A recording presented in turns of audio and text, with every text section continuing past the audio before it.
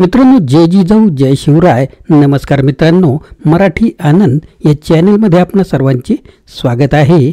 इतिहासात आपल्याला अनेक सम्राट दिसतात, पण त्यातील औरंगजेबाचे स्थान खूपच वेगळे आहे. एक धूर्त, कठोर आणि युद्धकुशल शासक म्हणून त्याची ओळख आहे. मुघल साम्राज्याच्या सिंहासनावर अधिराज्य गाजवणारा औरंगजेब नेमका कोण होता? त्याच्या शिक्षणापासून ते सिंहासनासाठीच्या संघर्षापर्यंत, धर्मशास्त्रापासून ते युद्धकलेपर्यंत आणि दख्खनच्या सुभेदारापासून आलमगीर पादशहा होईपर्यंतचा प्रवास समजून घेण्यासाठी या व्हिडिओमध्ये आपण त्याचे जीवन कार्य उलगडू. चला औरंगजेबाच्या या अनोख्या प्रवासाला सुरुवात करूया.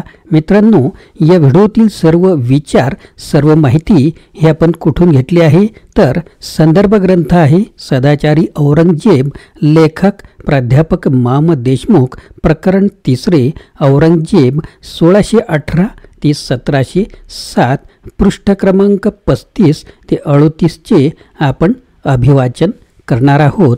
मित्रांनो, आपण जर चॅनेलवर नवीन असाल तर चॅनेलला सबस्क्राईब करायला विसरू नका. सुरुवात करूया. प्रकरण 3, औरंगजेब सन 1618 ते 1707. प्रारंभिक जीवन कार्य 1618 ते 1658. जन्म व शिक्षण. मुहाउद्दीन औरंगजेबाचा जन्म उज्जैन जवळ दोहद येथे झाला. 24 ऑक्टोबर 1618 रोजी. तो शहाजहान व मुमताज महल यांचे 7वे अपत्य होय. शहाजहानने बंड केल्यामुळे औरंगजेबाचे बरेच हाल झाले. लवकरच औरंगजेबाने कुराण व हदीस यावर प्रभुत्व मिळवले. अरबी, फारसी, तुर्की आणि हिंदी या भाषा ही त्याला चांगल्या अवगत झाल्या. धर्मशास्त्र हा त्याचा आवडता विषय असून संगीत, चित्रकला आणि इतर ललित कला त्याला आवडत नसत. युद्धकलेतही तो तरबेज बनला. एकदा हत्तीची झुंज बघत असताना क्रुद्ध झालेला मत्त हत्ती औरंगजेबावर चालून आला, पण 15 वर्षाचा धैर्यधर औरंगजेब घाबरला नाही. उलट त्याने हत्तीवर भाल्याने घाव घालून त्यास जखमी केले.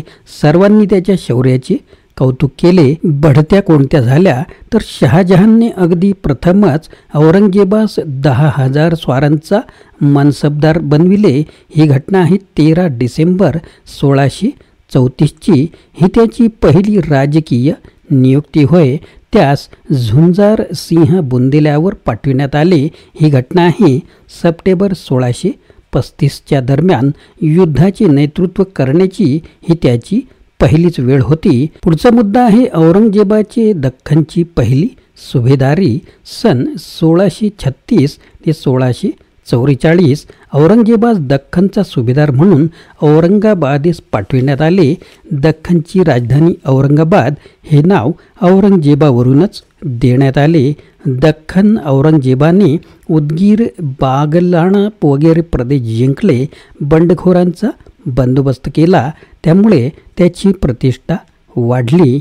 पर्शियन राजघराण्यातील शाहनवाज खानाची कन्या दिलरास बानू बेगम हिच्याशी त्याचा विवाह झाला 8 मे 1637 नंतर औरंगजेबास गुजरातचा सुभेदार बनविण्यात आले.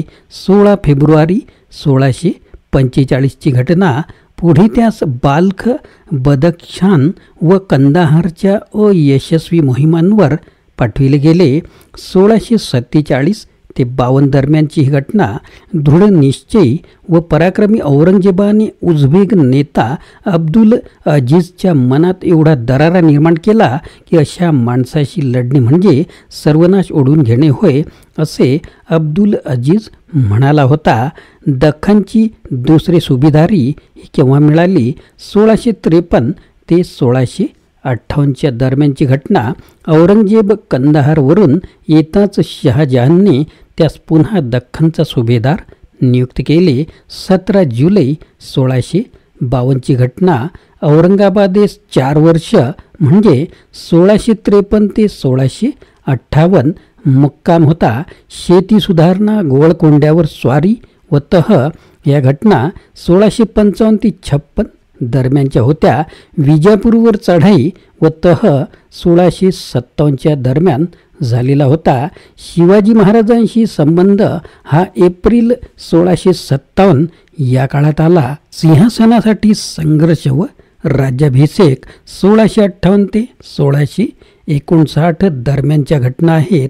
वारसा युद्ध शहाजहान आजारी पडताच 6 सप्टेंबर 1657 च्या दरम्यान त्याच्या 4 पुत्रांमध्ये सिंहासनासाठी संग्राम सुरू झाला होता. धूर्त व युद्धकुशल औरंगजेबाने मुरादशी समेट केला.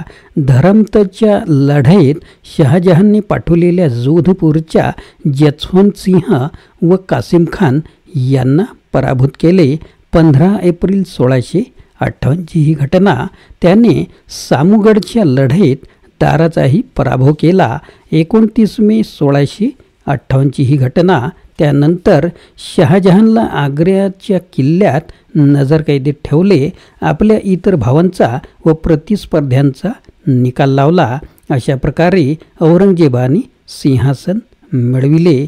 राज्याभिषेक 21 जुलै 1658 आणि 5 जून 1659 दरम्यान. आग्रा घेतल्यानंतर औरंगजेबाने दिल्ली येथे आपला राज्याभिषेक साजरा केला. तो 21 जुलै 1658 रोजी. यावेळी त्यांनी आलमगीर म्हणजेच जग जिंकणारा हा किताब घेतला. शिवाय पादशाह म्हणजे सम्राट, गाझी म्हणजेच धर्मयोद्धा या नेहमीच्या पदव्याही घेतल्या. खाजवा व देवराई या विजयानंतर त्याने दुसऱ्यांदा राज्याभिषेक केला. तो 5 जून 1659 रोजी रविवारी केला होता. यावेळी त्याने आपल्या नावाने खुतबा वाचविला. राज्याभिषेकाच्या वेळी औरंगजेबाने अबुल मुझफ्फर मोहिउद्दीन मोहम्मद औरंगजेब बहादूर आलमगीर पादशाह गाझी हा लांबलचक किताब घेऊन पदारोहण केले होते. या किताबात त्याचे ध्येय धोरण, स्वभाव व महत्वाकांक्षा प्रदर्शित होताना दिसतात. नंतर आग्र्यानंतर सलोखा 1666 ते 1669 दरम्यानच्या घटना. शिवाजी महाराजांच्या सुटकेत रामसिंहाचा हात आहे असा संशय होता. स्नेह शिवाजीने आग्र्याहून राजगडावर आल्यावर पुरंदरचा तह पाडण्याचे कबूल केले. अजूनही आपण औरंगजेबांच्या अंकित आहो असे त्यास कळविले. शिवाजी महाराजांनी संभाजीराजांना औरंगाबादेस मुआझमकडे पाठविले. 27 ऑक्टोबर 1667 ही घटना. मुआझमने औरंगजेबातर्फे संभाजीस विदर्भातील मनसब दिली. शिवाजी महाराजांना राजा हा किताब दिला. 9 मार्च 1668 घटना. विजापूर, इंग्रज, पोर्तुगीज वगैरेंनीही शिवाजी महाराजांशी शांततेचे तह केले होते. अशा प्रकारे थोडक्यात आपण औरंगजेबाच्या जीवनातील हा प्रवास आपल्याला सांगतो की सत्ता मिळवणे जितके कठीण आहे तितकेच तिला टिकवणेही आव्हानात्मक आहे. औरंगजेबाची कठोर नीती, त्याचा धर्मविषयक दृष्टिकोन आणि त्याने घेतलेल्या राजकीय निर्णयांनी इतिहासाची दिशा ठरवली. त्याच्या कारकिर्दीने आपल्याला राजकारण, धर्म आणि सांस्कृतिक मूल्यांच्या संघर्षाचे अनेक धडे या ठिकाणी दिसून येतात. आणि म्हणूनच औरंगजेब हा एक व्यक्ती नाही तर एक त्या प्रकारचा कालखंड आहे ज्यातून आपल्याला शिकायला हवे की सत्तेपेक्षा लोकहित आणि समता ही अधिक महत्त्वाची आहे. हा इतिहास आपल्याला फक्त माहिती देत नाही तर विचार करायला लावतो. अशाच प्रकारची व्हिडिओ आणि माहितीसाठी चॅनेलला सबस्क्राईब करायला विसरू नका. जय जिजाऊ, जय शिवराय, जय महाराष्ट्र. Video legal disclaimer. या व्हिडिओमध्ये व्यक्त केलेली माहिती, विचार आणि मते ही संपूर्णपणे लेखक, पुस्तक किंवा इतर संदर्भित व्यक्तींची मते आहेत आणि ती कोणत्याही प्रकारे मालक, निर्माता किंवा यूट्यूब चॅनलच्या विचारांशी संबंधित नसू शकतात. या व्हिडिओचा उद्देश केवळ शैक्षणिक आणि ऐतिहासिक माहितीपूर्ण स्वरूपाचा आहे. कोणत्याही प्रकारची चुकीची माहिती दिली असल्यास ती जबाबदारी सदर लेखकांची आहे. कोणालाही दुखवण्याचा आमचा हेतू नाही. आमचे यूट्यूब चॅनल किंवा व्हिडिओ निर्मात्यावर कोणत्याही विचारांबद्दलची कायदेशीर जबाबदारी येत नाही. पुस्तकातील विचार आणि संदर्भ यावर कोणतेही हक्क आम्ही दावा करत नाही. मित्रांनो, आपण कमेंट किंवा कोणतीही प्रक्रिया करताना याचा विचार करावा.